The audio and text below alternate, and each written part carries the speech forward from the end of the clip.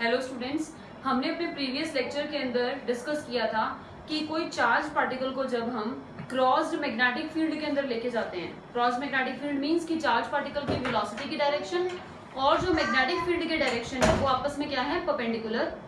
यानी हमने theta 90 degree suppose किया था और हमने प्रूव किया था कि जब भी कोई चार्ज पार्टिकल जो है वो किसी वेलोसिटी v से एंटर करेगा in the magnetic field reason, ठीक है, having the uniform magnetic field b, और एंगल दोनों के बीच में 90 डिग्री है, तो उसके ऊपर एक्ट करती है मैग्नेटिक लॉरेंट्ज फोर्स। इस मैग्नेटिक लॉरेंट्ज फोर्स के कारण जो ट्रैक वो ट्रेस करेगा या जिस पाथ के अंदर वो पार्टिकल मूव करेगा वो पाथ का शेप क्या होगा, सर्कुलर। सबसे पहले हमने ये प्रूव किया था कि पाथ का शेप जो है वो सर्कुलर है। दूसरी बात हमने प्रूव की थी कि रेडियस क्या होगा, कि radius of the circular track, उसका एक्सप्रेशन हमने निकाला था। फिर उसके बाद हमने एक्सप्रेशन निकाला था what will be the time taken by the charge particle to complete one circle, ठीक है, ये भी हम सॉल्व कर चुके हैं। फिर टाइम के बाद हम फ्रीक्वेंसी पे गए थे और फ्रीक्वेंसी के बाद हम एंगुलर फ्रीक्वेंसी पे आए थे, और जो एंगुलर फ्रीक्वेंसी का एक्सप्रेशन हमने निकाला था उस फ्रीक्वेंसी को मैंने आपको बताया था कि गायरो फ्रीक्वेंसी कहते हैं, ठीक है।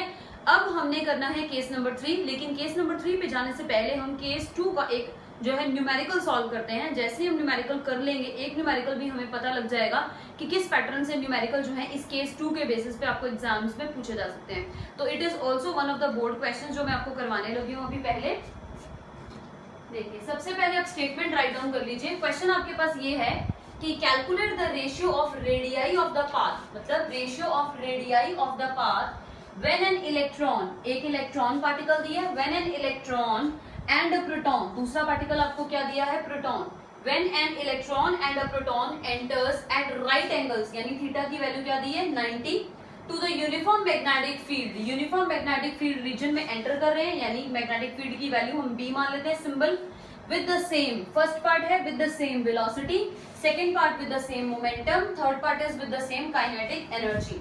यानी आपको इस क्वेश्चन में ये बोला है, केस नंबर 2 में हमने यही चीज की थी कि जब भी आपके पास मैग्नेटिक फील्ड है, मैं डायग्राम बनाती हूँ, जैसे आपके पास मैग्नेटिक फील्ड हमने क्रॉस ले ली, क्रॉस का मतलब क्या है कि मैग्नेटिक फील्ड इज यूनिफॉर्म, ठीक है, and it is inward into the plane of paper, की सारी magnetic field lines into the plane of paper चल रही है, और उसकी स्ट्रेंथ को हम क्या सपोज कर लेते हैं b, यानी ये b आपके पास क्या है, इनवर्ड है, inward into the plane of paper. फिर आपको क्या बोला है, calculate the ratio of radii of the path when electron and proton enters, यानी एक पार्टिकल इलेक्ट्रॉन एंटर कर रहा है और दूसरा पार्टिकल क्या एंटर कर रहा है, प्रोटॉन। यानी एक आपके पास इलेक्ट्रॉन एंटर कर रहा है E और एक एंटर कर रहा है आपके पास प्रोटॉन यानी कि P, which enters at right angle to the uniform magnetic field। अब देखो राइट एंगल्स मैं ले चुकी हूँ ऑलरेडी, कि जो आपके पास दोनों पार्टिकल्स हैं, एक इलेक्ट्रॉन है और एक पार्टिकल आपके पास क्या है, प्रोटॉन है, दोनों की वेलोसिटी की डायरेक्शन मैंने ये ली है, ठीक है, और दोनों सेम वेलोसिटी या सेम मतलब सेम डायरेक्शन के अंदर एंटर कर रहे हैं in such a way that कि मैग्नेटिक फील्ड उनके क्रॉस में है। Magnetic field cross means perpendicular, तो वेलोसिटी का डायरेक्शन ये है, मैग्नेटिक फील्ड का डायरेक्शन ये है, तो this is the z axis and this is your x axis, तो x is perpendicular to the z, इसका मतलब हम परपेंडिकुलरली ले चुके हैं। यानी इस पूरे केस के अंदर आपके पास थीटा की वैल्यू क्या है, 90 डिग्री, और थीटा की 90 वैल्यू वाला मैंने आपको केस 2 करवाया था लास्ट वीडियो के अंदर, हम उसी के ऊपर न्यूमेरिकल कर रहे हैं अभी, ठीक है। अब आपके पास पहला पार्ट ये है कि दोनों इलेक्ट्रॉन और प्रोटॉन एंटर करते हैं विद द सेम वेलोसिटी, यानी फर्स्ट पार्ट में आपको क्या बोला है, अब मैं सोल्यूशन करने वाली हूँ। सोल्यूशन में सबसे पहला पार्ट आपको ये बोला हुआ है कि both enter with the same velocity. अगर दोनों की वेलोसिटी सेम है तो इसकी भी वैल्यू v ले लेते हैं और इसकी वैल्यू भी हमने क्या ले ली, v। अब हमें रेडियस का एक्सप्रेशन निकालना है, क्योंकि टारगेट क्या है, find the ratio of radii of the paths. तो रेडियाई ऑफ पाथ्स का फॉर्मूला निकालने के लिए हमने क्या करना है, सबसे पहले जब भी कोई charge particle uniform magnetic field reason के अंदर मूव करेगा तो उसके ऊपर क्या करेगी, मैग्नेटिक लॉरेंट्ज फोर्स। तो यानी जो मैग्नेटिक लॉरेंट्ज फोर्स है, पहले तो हम लिखेंगे magnetic Lorentz force, magnetic Lorentz force जिसे डायरेक्टली आप FM लिख सकते हैं, ये वैल्यू क्या होगी, Q into V cross B, formula ये। जब ओपन करेंगे FM को तो ये बन जाएगा QVB इंटू साइन 90 डिग्री, क्योंकि इस केस में आपको थीटा क्या दिया है, दोनों चार्ज पार्टिकल्स के लिए 90, तो साइन 90 1 होता है, तो FM आपके पास क्या आ जाएगा, QVB। सिंस अगर मैं वेक्टर यूज कर रही हूँ सिंबल, तो साथ में मुझे n कैप डालना पड़ेगा, लेकिन अगर मैं वेक्टर के साथ मॉड डालूं तो मेरे पास क्या आ जाएगा, मैग्नीट्यूड। अब जब भी कोई चार्ज पार्टिकल के ऊपर मैग्नेटिक लॉरेंट्ज फोर्स एक्ट कर रही है जिसकी वैल्यू है QVB, तो इसी मैग्नेटिक लॉरेंट्ज फोर्स ने क्या प्रोवाइड करनी है, नेसेसरी सेंट्रीपिटल फोर्स। तो यानी हम क्या लिखते थे थ्योरेटिकल पार्ट में कि the magnetic Lorentz force will provide the necessary centripetal force so as to move the charge particle in the circular track. तो यानी यही जो आपकी मैग्नेटिक लॉरेंट्ज फोर्स का वैल्यू है दैट इज Fm का magnitude, it will be providing the necessary centripetal force. और centripetal force का जो फॉर्मूला होता है वो आपके पास क्या होता है, mv²/r, ठीक है। और मैग्नेटिक लॉरेंट्ज फोर्स आपकी कितनी है, QVB। आपको तो रेडियस ऑफ द पाथ चाहिए, तो r को निकालने के लिए पहले तो हमने इस v को इससे कैंसिल किया, तो r का आंसर आपके पास क्या आ गया, mv/QB। तो ये हम अपने टॉपिक के अंदर जो हमने प्रीवियस वीडियो के अंदर डिस्कस किया था, हम लोग r का एक्सप्रेशन निकाल चुके थे। और इस एक्सप्रेशन में मैंने आपको बताया था कि mv mass multiplied by velocity क्या होता है, मोमेंटम, और मोमेंटम के लिए सिंबल होता है p, तो इसको हम P/QB भी लिख सकते हैं। तो ये expression we have already derived this expression. अब इस एक्सप्रेशन को यूज करके हमने आगे काम करना है, तो पहले इतना वीडियो आप पॉज करें और क्वेश्चन और ये जितना मैंने काम किया अलोंग विद द डायग्राम्स को नोट डाउन कर लें, ठीक है। अब हम चलते हैं नेक्स्ट पे। अब हमें रेडियस का एक्सप्रेशन मिल चुका है, सेम वेलोसिटी से एंटर किए हैं। अब हमने लिखना है रेडियस का expression we have sorted out, that is mv/QB। इस एक्सप्रेशन को हम यहाँ पे लिख लेते हैं। तो रेडियस का एक्सप्रेशन क्या है, mv/QB, और mv को आप मोमेंटम p लिख सकते हैं और साथ में क्या आ गया, QB। आप एक्सप्रेशंस याद मत कीजिए, एक दो स्टेप्स में फटाफट उनको क्या कर सकते हैं, आप सॉल्व कर सकते हैं। जिसको भी आप सॉल्व कर सकते हैं इजीली वो हो सकता है, ठीक है। तो ये स्टेप्स हम जरूरी नहीं है कि ये स्टेप्स हम करें, हम डायरेक्टली फॉर्मूला से भी स्टार्टिंग कर सकते हैं अगर आपको फॉर्मूला क्रैम हो जाता है तो, ठीक है। उसके बाद अब आगे चलते हैं। अब रेडियस हमें पता है, अब हम लिखेंगे, अब दो पार्टिकल्स क्या हैं आपके, इलेक्ट्रॉन एंड प्रोटॉन। तो सबसे पहले हम लिखेंगे फॉर इलेक्ट्रॉन।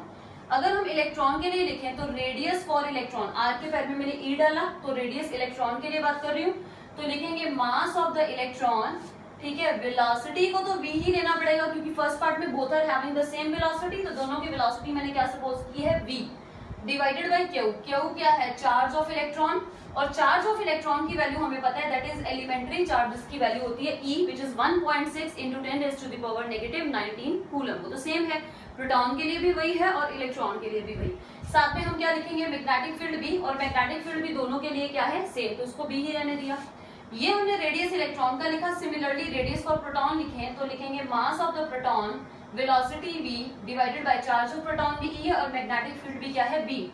क्वेश्चन है रेशियो ऑफ द रेडियाई, तो रेशियो ऑफ द रेडियाई मतलब radius of the proton divided by radius of electron कर दो, ठीक है। तो Rp/RE किया, तो Rp/RE करें तो Rp की वैल्यू क्या है, mPV/E × capital B multiplied by RE की वैल्यू यहाँ से उठा के सब्स्टिट्यूट करो, that is MEV × E with B, EB cancel, V से V कैंसिल, तो आपका आंसर क्या आ गया, मास of proton divided by mass of electron. और क्वेश्चन में आपको मास of proton divided by mass of electron की वैल्यू दी हुई है विच इज 1840, और वैसे भी आप इस वैल्यू को याद रखेंगे कि इसकी वैल्यू जो है वो 1840 है। किसी बुक में आपको ये वैल्यू 1837 के आसपास भी दी होगी, लेकिन एक्चुअल जो आंसर होता है वो 1837 पॉइंट समथिंग है, काफी ज्यादा, तो उसको राउंड ऑफ करके 1840 सपोज कर लेते हैं। तो हम इसका आंसर क्या लिख देंगे, जो हमें क्वेश्चन में दिए हम उसे यूज करेंगे, तो आंसर क्या आ गया 1840। तो यानी radius of proton divided by radius of electron का आंसर क्या है 1840। यानी रेशियो किसकी पूछी है, पहले क्वेश्चन में बात हुई है इलेक्ट्रॉन की, बाद में बात हुई है प्रोटॉन की, तो अगर इसको मैं रेसिप्रोकल करूं यानी radius of electron divided by radius of proton क्या होगा 1840 का रिवर्स, दैट इज 1/1840। तो आंसर आ गया 1:1840। दिस इज योर आंसर, ठीक है। तो ये निकालना था हमने, पहला पार्ट हमारा सॉल्व हो चुका है, ठीक है। अब हम करते हैं नेक्स्ट पार्ट के ऊपर काम। अब नेक्स्ट पार्ट में आपको क्या पूछा हुआ है कि if both enter with the same momentum, next part है सेम मोमेंटम, बी पार्ट, ठीक है। तो वीडियो को पॉज करके आप सबसे पहले ए पार्ट जो है उसको राइट डाउन कर लें ताकि हम बी पार्ट के ऊपर चलें। अब बी पार्ट की बात करते हैं। बी पार्ट में हमें क्या बोला है, if both enter with the same momentum,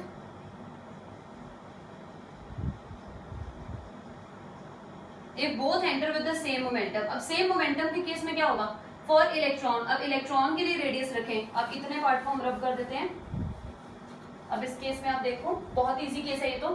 अब रेडियस ऑफ इलेक्ट्रॉन क्या है, that is mass of electron with velocity divided by e into b. अब वेलोसिटी इस केस में डिफरेंट है क्योंकि अब मोमेंटम सेम बोला है, तो हमें वेलोसिटी जो है इस केस में क्या माननी पड़ेगी, डिफरेंट। तो मैंने वी मान ली वेलोसिटी ऑफ इलेक्ट्रॉन और वीपी मैंने क्या मान ली, वेलोसिटी ऑफ द प्रोटॉन। तो लिखेंगे m e v e divided by e into b, यानी मास मल्टीप्लाइड बाय वेलोसिटी को हम डायरेक्टली क्या लिख सकते हैं, momentum.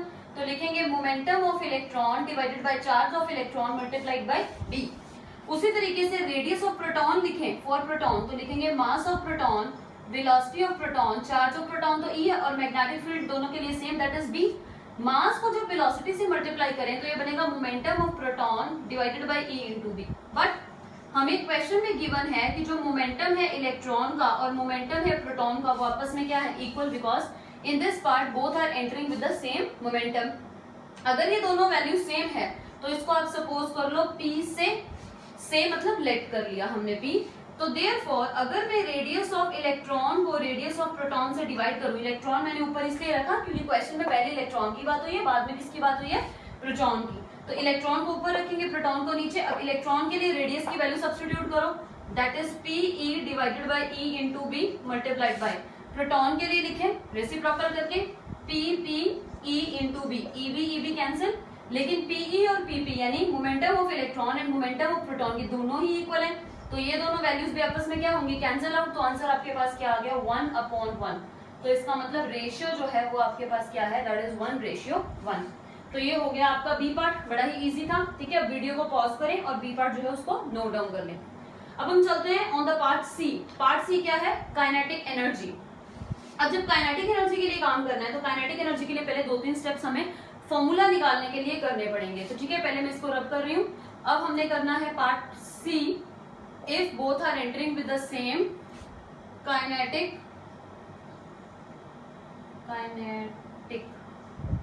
Energy.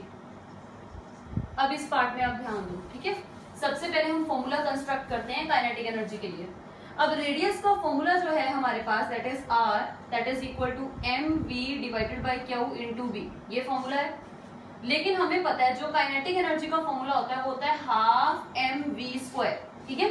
This is the formula for kinetic energy. अब इस फॉर्मूला को आप m से मल्टीप्लाई कर दो और m से क्या कर दो, डिवाइड कर सकते हैं। m से मल्टीप्लाई किया और m से डिवाइड कर दिया, तो ये बन जाएगा 1/2 m² v² अपॉन m, ठीक है। इसको ऐसे इकट्ठा करके मैं 2m लिख देती हूँ, ठीक है, और 1 रिमूव कर दिया, तो m² v² अपॉन 2m। ये किसकी वैल्यू आ गई, काइनेटिक एनर्जी के लिए सिंबल है k।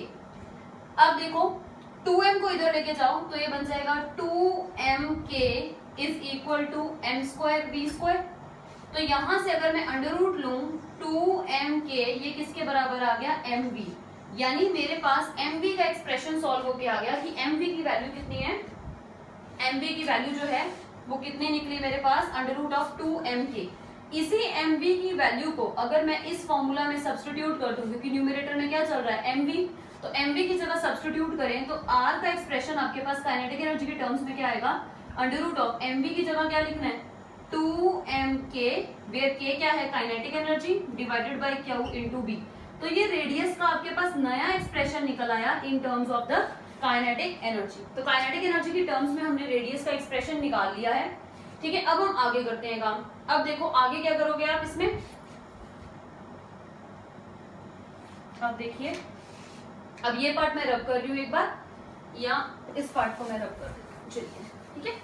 अब आगे देखें, आपके पास रेडियस आ गया। अब इस केस में आपको बोला है both are entering the magnetic field region with the same kinetic energy. It means kinetic energy of electron, पैर में ई मतलब electron, is equal to kinetic energy for proton, जिसके लिए हमने सिंबल क्या चूज कर लिया, के, ठीक है, के सिंबल चूज कर लिया। तो देयरफॉर रेडियस ऑफ इलेक्ट्रॉन लिखें तो क्या होएगा, अंडर रूट ऑफ 2, मास तो इलेक्ट्रॉन का डिफरेंट है तो m के पैर में e डाला, काइनेटिक एनर्जी हमने k ही लेट की है क्योंकि दोनों की इक्वल दी है से, डिवाइडेड बाय चार्ज क्या है e, क्योंकि नीचे क्या आ रहा है q की जगह charge of the electron that is e, multiplied by magnetic field कितनी है b। तो ये फॉर्मूला बन गया। उसी तरह रेडियस फॉर प्रोटॉन लिखेंगे तो बनेगा under root of 2 times mass of the proton multiplied with kinetic energy divided by e into b, क्योंकि प्रोटॉन का चार्ज भी e है और मैग्नेटिक फील्ड दोनों के लिए सेम है। अब रेशियो लेनी है तो Rp divided by Re it is equal to, Rp की वैल्यू डालेंगे under root of 2mp k divided by q into b multiplied by under root of 2me with k और साथ में q into b, qb और qb cancel, ये दोनों under root में है तो कॉमन अंडर रूट ले लें, तो हमने कॉमन अंडर रूट लिया और लिखा 2 मास of proton kinetic energy k, 2 mass of electron और काइनेटिक एनर्जी k को k से हमने कैंसिल कर दिया, 2 को हमने 2 से कैंसिल किया, तो अंडर रूट में क्या आ गया mp अपॉन me, यानी this becomes under root of mp divided by under root of me। आपके पास यहाँ तक आ गया आंसर, तो rp divided by re is equal to under root of mp divided by me। अब mp और me दोनों की रेशियो की वैल्यू क्वेश्चन में गिवन है विच इज 1840, तो आपका आंसर क्या है अंडर रूट ऑफ 1840। और जब हम 1840 का अंडर रूट सॉल्व करेंगे तो इसका जो अप्रोक्सीमेट आंसर आएगा वो होता है 42.89, तो लिखेंगे इसको 42.89, तो this becomes your rp upon re। लेकिन अगर re रेशियो rp पूछी जा रही है क्वेश्चन में, क्योंकि इलेक्ट्रॉन पहले प्रोटॉन बाद में, तो इसी का इन्वर्ट करें तो यानी आंसर आया 1:42.89, तो this is your complete answer. तो यहाँ पे हमारा न्यूमेरिकल जो है वो कंप्लीट होता है।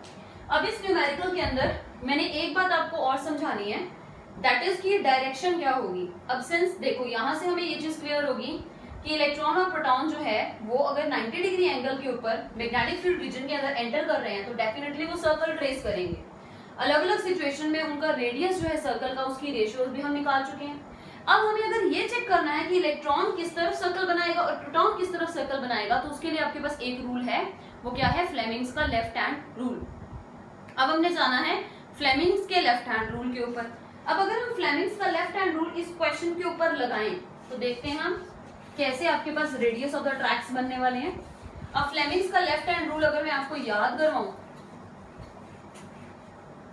तो हमने प्रोटॉन के लिए ये रूल यूज किया है। अब देखो फ्लेमिंग के लेफ्ट हैंड रूल में क्या होता था, आपको अपने लेफ्ट हैंड का यूज करना है, उस लेफ्ट हैंड में जो आपकी फर्स्ट फिंगर है, this first finger, it will point in the direction of the field, first finger in the direction of field, ठीक है। जो मिडल फिंगर है it is in the direction of current, current कह लूं या velocity, अब current कैसे change होना है वो देखना है हमने। और जो आपका थंब है, thumb will give you the direction of the magnetic Lorentz force, ठीक है।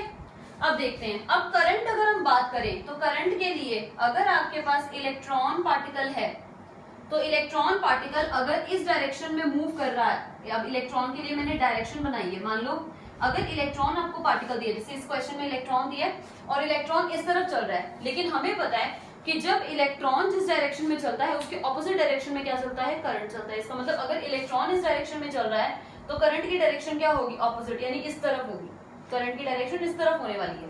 यानी अगर इलेक्ट्रॉन इस तरफ मूव कर रहा है तो उसके ऑपोजिट क्या है, करंट। मैंने ऐसे बना दिया आपको समझाने के लिए, उसके ऑपोजिट आपने करंट लेना है।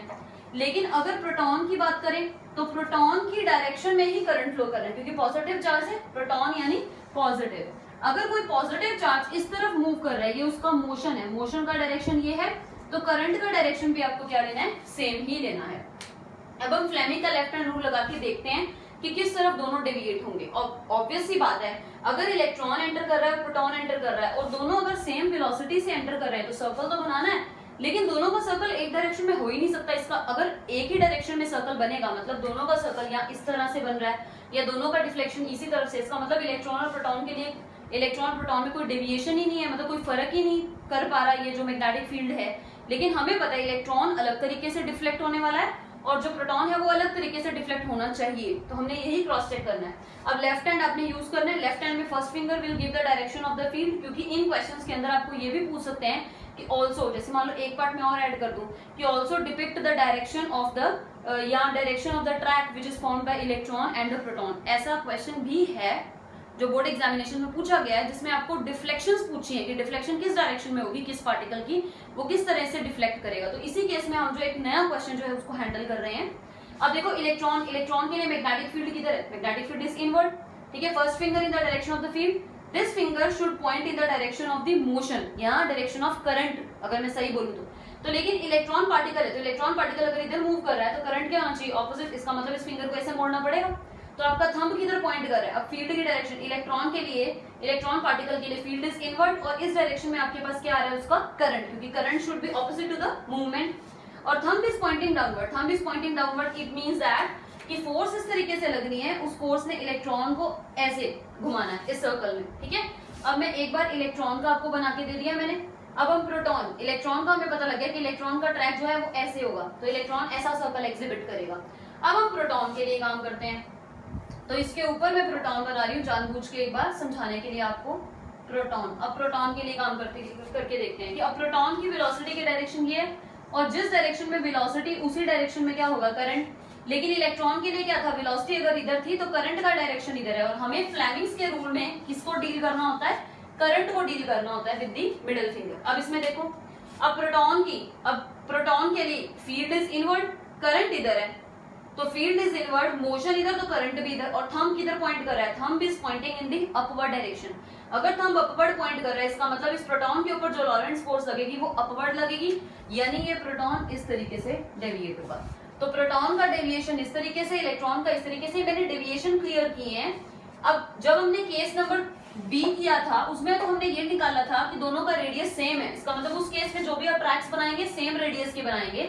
लेकिन फर्स्ट केस में आपके पास जो है वो रेडियस डिफरेंट है, जबकि प्रोटॉन का रेडियस ज्यादा है और इलेक्ट्रॉन के ट्रैक का रेडियस क्या है? कम। तो फर्स्ट पार्ट की अगर मैं डायग्राम बनाऊं तो मुझे प्रोटॉन का थोड़ा बड़ा बनाना चाहिए, और जो इलेक्ट्रॉन है उसके लिए मुझे ट्रैक छोटा दिखाना चाहिए। मान लो अगर फर्स्ट पार्ट में आपको साथ में ये पूछा जाए कि वेलोसिटी, सेम वेलोसिटी से एंटर कर रहे हैं और साथ में आप ड्रॉ करो उनके ट्रैक्स को ड्रॉ करो, तो आप इस तरीके से ड्रॉ करेंगे जिसमें आप इलेक्ट्रॉन का ट्रैक जो है उसको छोटा दिखाएंगे और प्रोटॉन के ट्रैक को आप बड़ा दिखाएंगे, क्योंकि फर्स्ट पार्ट का जो आपने आंसर निकाला है उसमें प्रोटॉन का रेडियस जो है वो इलेक्ट्रॉन के रेडियस से, क्योंकि फर्स्ट पार्ट के अंदर प्रोटॉन के रेडियस और इलेक्ट्रॉन के रेडियस का आंसर 1840 है।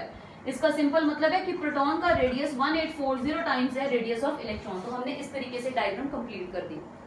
अब अगर मान लो मैं इसी क्वेश्चन में आपको तीसरा पार्टिकल दे दूं न्यूट्रॉन, कि न्यूट्रॉन के लिए बताओ। अब सिंस मैंने प्रोटॉन इलेक्ट्रॉन बना दिए हैं, अब मैंने यहाँ पे तीसरा पार्टिकल और ऐड कर दिया विच इज न्यूट्रॉन। अब न्यूट्रॉन के लिए अगर हम काम करें, neutron we know that it is a neutral particle, और अगर न्यूट्रल पार्टिकल है तो उसके ऊपर खुद सोच के देखो मैग्नेटिक लॉरेंट्ज फोर्स एक्ट करेगी? नहीं करने वाली। द रीजन इज दैट क्योंकि मैग्नेटिक लॉरेंट्ज फोर्स का फॉर्मूला क्या होता है? Fm is equal to Q into V cross B, और अगर Q means charge of the particle which is entering the magnetic field region वही जीरो है, तो इसके मतलब क्या है? उसके ऊपर फोर्स ही नहीं एक्ट करी, और फोर्स ही नहीं एक्ट करी तो न्यूट्रॉन विल मूव अनडिफ्लेक्टेड। यानी कि मैंने एक ही क्वेश्चन के अंदर आपको जो है वो दो प्रॉब्लम्स डिस्कस करवा दिए हैं, रादर दो से ज्यादा प्रॉब्लम्स हम डिस्कस कर चुके हैं। कि पहले टाइप की प्रॉब्लम आती है कि वेलोसिटी के, आपको वेलोसिटी सेम सेंटर का रेडियस ऑफ रेशियोज, मतलब रेडियस के रेशियोज निकालो ट्रैक्स के जो भी बना रहे हैं 2 या 3 पार्टिकल्स, मोमेंटम सेम है तो दूसरा टाइप का क्वेश्चन है, तो काइनेटिक एनर्जी तीसरा टाइप का क्वेश्चन है। तो तीनों चीजें हम डिस्कस कर चुके हैं। एक इस टाइप का क्वेश्चन आता है कि डायग्रामेटिकली शो करके दिखाओ कि डायग्राम कैसे बनेगी। तो डायग्राम किसकी हेल्प से बनानी है? हमने मैग्नेटिक लॉरेंट्ज फोर्स की हेल्प से बनानी है। तो ये वाला जो हमने क्वेश्चन डिस्कस किया है, this question along with this diagram is very very important for your board examinations, और इसी टाइप के न्यूमेरिकल जो हैं इस यूनिट के अंदर से पूछे जाते हैं इन द 2 मार्क्स और इन द 3 मार्क्स। और कभी कभी कोई इसके ऊपर जो है एमसीक्यू भी आपको आ सकता है कि न्यूट्रॉन डेविएट होगा या नहीं होगा, प्रोटॉन डेविएट किस डायरेक्शन में होगा। तो लॉरेंट्स जो है, फ्लेमिंग्स का जो लेफ्ट हैंड रूल है लॉरेंट्ज फोर्स के कॉन्सेप्ट को यूज करके और फ्लेमिंग्स के लेफ्ट हैंड रूल को यूज करके आप डायरेक्शन जो है उसको भी निकाल सकते हैं। तो बड़ा ही अच्छा क्वेश्चन है और बहुत ही ज्यादा इंपॉर्टेंट कॉन्सेप्ट है ये दोनों ही। तो प्लीज वीडियो को एक बार पॉज करें और इतने पार्ट को जो है वो आप नोट डाउन कर लें। अब हम नेक्स्ट केस के ऊपर चलते हैं, केस नंबर 3, जो हमारा एक केस रह गया था। ठीक है, अब हमने केस 3 पे चलना है।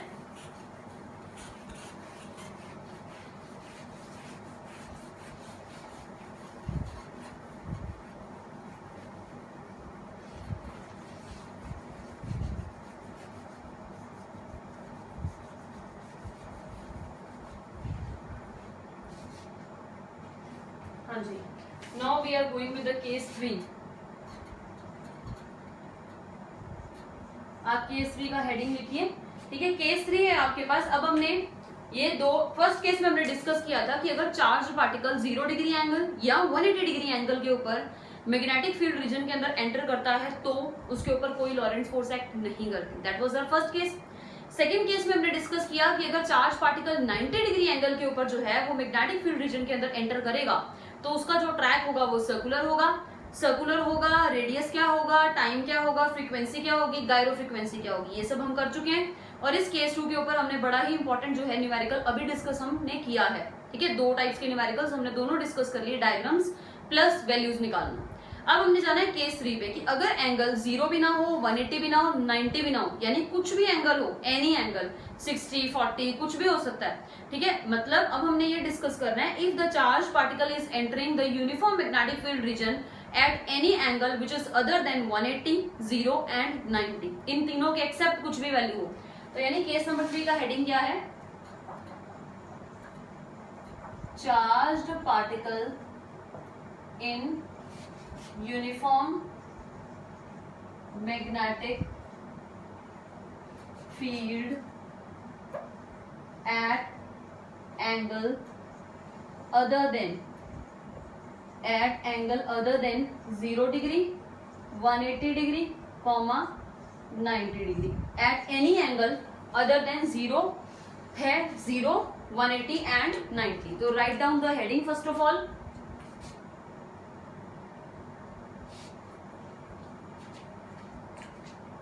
अगर मैं बीच में जो है वीडियो के जाती भी हूँ तो उसका रीजन यही होता है कि मुझे चेक करना होता है कि वीडियो चल रहा है कि नहीं कंटिन्यूटी में, क्योंकि कई बार वीडियो चलते चलते जो है वो बैटरी भी लो हो जाती है, तो उसको मुझे चेक करना है।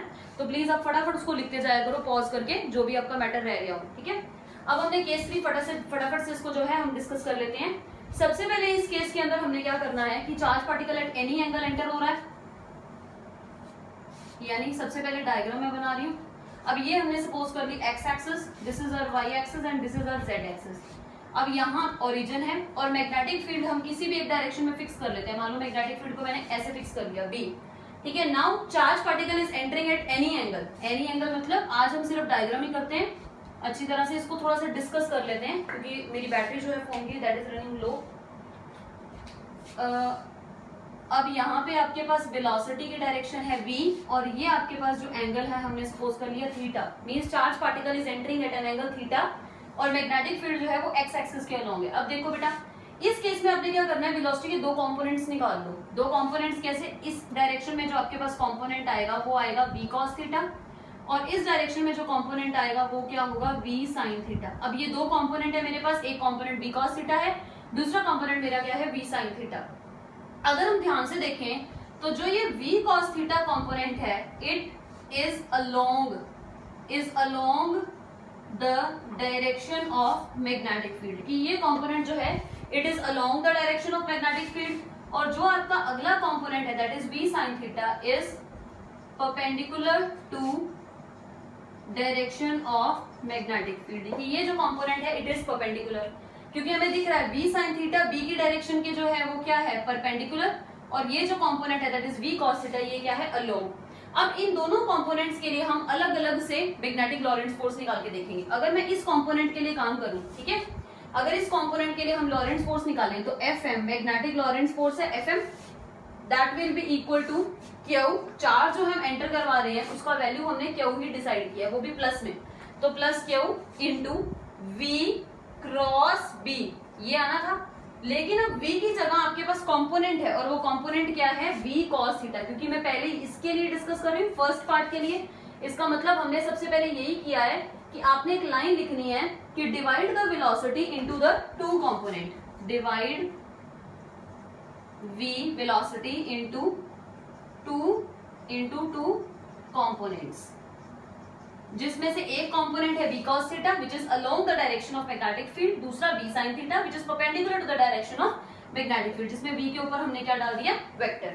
अब हम फर्स्ट कंपोनेंट के लिए लॉरेंट्ज फोर्स निकालें, यानी ये मेरा पहला पार्ट ही चल रहा है। तो फर्स्ट पार्ट Fm लिखा Q into v cross b, लेकिन v नहीं है, अब जो वेलोसिटी है वो क्या है, v cos थीटा, तो लिखेंगे v cos theta cross with b।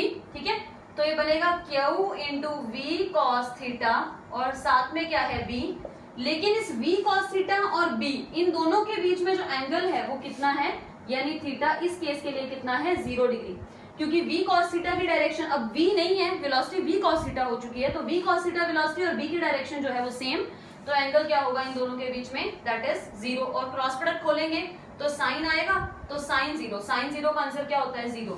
इसका मतलब इस कंपोनेंट के कारण यानी v cos थीटा कंपोनेंट जो है उसके कारण चार्ज पार्टिकल के ऊपर कोई भी मैग्नेटिक लॉरेंस फोर्स एक्ट नहीं कर रही, क्योंकि एफएम का आंसर हमने इस पार्ट के लिए क्या निकाल दिया, 0। अब सेकंड पार्ट को हैंडल करते हैं। अब सेकंड पार्ट के कारण जो लॉरेंस फोर्स एक्ट कर रही है एफएम, इसको एफएम डैश मान लो और इसको एफएम डबल डैश मान लो, ठीक है, क्योंकि दो अलग अलग हैं।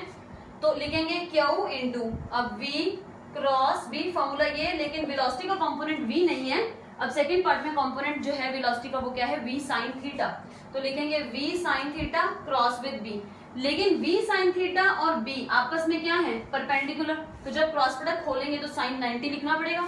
तो लिखेंगे Q v sin theta multiplied by b with sin 90, और sin 90 कितना होता है, 1। तो ये बन जाएगा क्यू वी बी साथ में sin थीटा और sin 90 का 1 आ गया।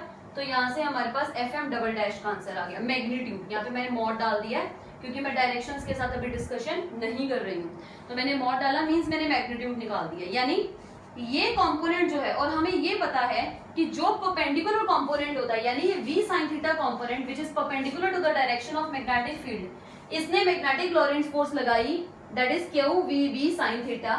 अब इसकी जो डायरेक्शन होगी, इसने क्या करना है, इस पार्टिकल को सर्कल में मूव करवाना है, सर्कल में टर्न करवाना है। अब देखते हैं अगेन, अब हम लॉरेंस जो है अपना जो फ्लेमिंग्स का लेफ्ट हैंड रूल है, उस फ्लेमिंग्स के लेफ्ट हैंड रूल को अब हम यूज करके देखते हैं।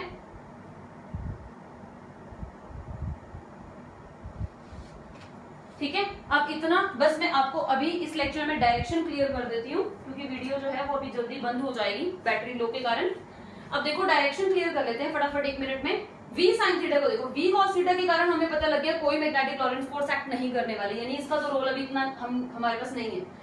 इसका देखिए रोल, तो हमारे पास अब पॉजिटिव चार्ज पार्टिकल है, तो first finger in the direction of field, field in this direction में है, फील्ड आपके पास ये डायरेक्शन में चल रही है, ठीक है, और जो वेलोसिटी है वो आपके पास इस डायरेक्शन में है, तो वेलोसिटी के लिए ये फिंगर होती है, और पॉजिटिव पार्टिकल है तो करंट और वेलोसिटी एक ही बात है, यानी ये।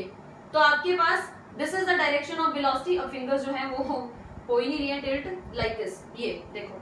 अब इस डायरेक्शन में आपके पास जो है दैट इज मैग्नेटिक फील्ड, इस डायरेक्शन में आपके पास क्या है, वेलोसिटी। तो थंब आपका पॉइंट कर रहा है इनवर्ड, थंब इनवर्ड पॉइंट कर रहा है। इसका मतलब क्या है कि ये चार्ज पार्टिकल जो ऊपर जा रहा है, इस ऊपर जाते हुए चार्ज पार्टिकल के ऊपर जब मैग्नेटिक लॉरेंस फोर्स अंदर लगेगी तो धीरे धीरे ऊपर जाएगा, तो अंदर की तरफ ये मुड़ना स्टार्ट हो जाएगा। समझ रहे हो मेरी बात, कि आपके पास magnetic field, first finger in the direction of the field, second finger in the direction of velocity. तो वेलोसिटी आपके पास क्या है, अपवर्ड, तो आपको फिंगर ऐसे करनी पड़ रही है ना, तो आप अपवर्ड रख रहे हो फिंगर को, इस फिंगर को ऐसे, तो थंब जो है वो आपका किधर जा रहा है, वो अंदर की तरफ पॉइंट कर रहा है। अंदर की तरफ मींस जो लॉरेंस फोर्स ने इस चार्ज पार्टिकल को अंदर की तरफ मोड़ना है। अब कोई भी चार्ज पार्टिकल वो इस वेलोसिटी से ऐसे ऊपर जा रहा था, अंदर की तरफ मैग्नेटिक लॉरेंस फोर्स एक्ट कर रही है, तो ऊपर जाते जाते उसका ट्रैक ऐसे सर्कुलर होता जाएगा, और सर्कल होते होते वो ऐसा सर्कल एग्जिबिट करेगा, यानी ये सर्कल बनेगा, इस बोर्ड को क्रॉस करता हुआ ये सर्कल। यानी अगर मैं इस चार्ज पार्टिकल का ट्रैक प्लॉट करूं तो इसका ट्रैक क्या होगा, इसने अब अंदर की तरफ चले जाना है। मैं अंदर कैसे बनाऊं, बोर्ड पे मैं बना ही नहीं सकती, तो उसको मैं डॉटेड दिखा रही हूँ। डॉटेड मींस इनवर्ड जाना है, इनवर्ड जाते जाते ये फिर आउटवर्ड आएगा, ठीक है। यानी इस कंपोनेंट ने इसको अंदर को ऐसे मोड़ के ऐसे बाहर लेके आना है। लेकिन ये अब एक ही जगह पे क्यों घूमेगा, एक जगह पे तो तब घूमता जब इसके पास अकेली एक ही वेलोसिटी होती, और वो कौन सी, v sin थीटा, क्योंकि v sin थीटा तो सर्कल में घुमा रही है, लेकिन एक वेलोसिटी तो और है, वो क्या है, v cos theta. v cos theta खत्म तो नहीं हुई ना, v cos थीटा है, लेकिन इसके कारण फोर्स जरूर 0 है, बट ये वेलोसिटी तो है ना। तो इस वेलोसिटी ने क्या करना है, चार्ज पार्टिकल को आगे लेके जाना है, यानी ऐसे सर्कल उसने काटा, एक जगह पे वो सर्कल नहीं होगा, सर्कल काटते काटते वो आगे भी बढ़ेगा, फिर सर्कल काटते काटते वो आगे बढ़ेगा, फिर सर्कल काटते काटते वो आगे बढ़ेगा, क्योंकि v cos थीटा उसे आगे लेके जाएगा और v sin थीटा उसे जो है वो सर्कल में घुमाएगा, ठीक है। तो यानी इसका जो ट्रैक होगा वो आपके पास इस तरीके का स्पाइरल ट्रैक, यानी इस स्पाइरल ट्रैक का नाम हमने क्या रखना है, helix. This is your helix. तो हेलिक्स इसने बनाना है। अभी हमने इस पे इतनी बात की है, अब इसमें और भी हमें डिटेल्स में सब कुछ जाना है, रेडियस निकालना है, टाइम पीरियड निकालना है, फ्रीक्वेंसी निकालनी है, सब कुछ सॉल्व करना है। तो आई होप अभी तक आप सिर्फ इतना ही पार्ट को डिस्कस कर लें, अच्छी तरह से इसको समझ लें, ठीक है। पॉज करके वीडियो को एक बार अच्छी तरह सब कुछ नोट डाउन करें और बार बार उसको देख लें अगर कुछ भी नहीं क्लियर होता है। तो अब हम अगला काम जो है अपने नेक्स्ट वीडियो में करेंगे। Thank you so much.